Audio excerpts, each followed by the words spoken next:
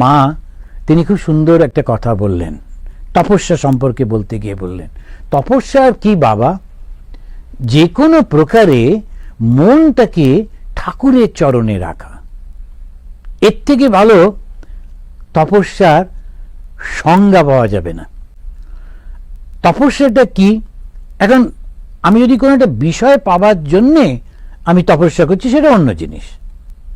কিন্তু যখন আধ্যাত্মিক উন্নতি করবার জন্যে, ঈশ্বর লাভের জন্যে, ব্রহ্ম জ্ঞানের জন্যে যখন আমি তপস্যা করছি, তখন কি খুব পরিষ্কার, এই জগতের সঙ্গে আমার কোনো সম্পর্ক নেই, জগতের কোনো কিছু আমি চাই না। একটি ছেলে আমাকে জিজ্ঞেস করেছিল, মহারাজ আপনি আমেরিকায় থাকেন? যে হ্যাঁ।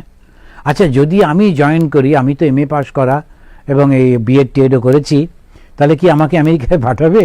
তাই বললাম, যাক তুমি জয়েন করো না, কেননা তাতে খুব অসুবিধা হবে। এই কথাটা যদি আমাদের জনসেটি মা জানতে পারেন, কোনো দিন তোমাকে ওইসবে মা পাঠাবেন না। এখন সেইটাই হচ্ছে মনের মধ্যে থেকে একেবারে আমি কিচ্ছু চাই না, শুধু তোমাকে চাই, এইটা তো হচ্ছে লক্ষ্য।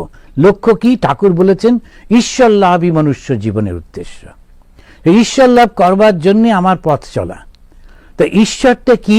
জগৎ না, জগতের কোনো কিছুতে আমার মন থাকবে না, সেটাই তপস্যা। তো সেই জন্য মা বললেন তপস্যা আর কি বাবা?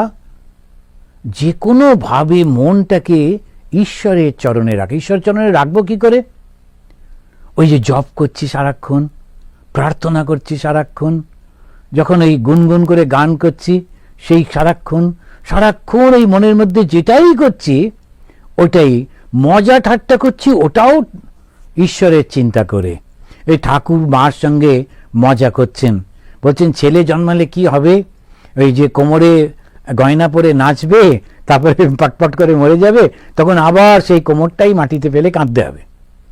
মা গুটগুট করে বলছেন সবগুলো কি মরে যাবে, একটা দুটো তো বাঁচবে। তো এইটা নিয়েও একটা মজা হচ্ছে। এখন এই যে সমস্ত মজাগুলোর মধ্যে ঠাকুর আর মায়ের এই যে মজাগুলো, আমরা মাঝে মাঝেই এই সাধুরা নিজেদের মধ্যে মজা করে যে মার তখন পা ভেঙে গেছে কাশীপুরে, তা ঠাকুর বলছেন একটা ঝুড়ি করে মাকে উপরে আনতে। তো মার সম্পর্কে নামটা বলছেন না, নাকে এটা ছোট্ট নলদ ছিল, তো দেখাচ্ছেন যে এইটা যে পড়ে থাকে ওকে ঝুড়ি করে উপরে নিয়ে। তো এইগুলো আমরা নিজেদের মধ্যে বলি আর মজা করে, আনন্দ হয়। মজাটাও ভগবান নির্ভর হবে, ঈশ্বরে সম্পর্কিত হবে সমস্ত কিছু, আনন্দগুলো তাই হবে যতটা সম্ভব। আর রক্ষা করো রামকৃষ্ণ রক্ষ মাম রক্ষ মাম রক্ষ মাম।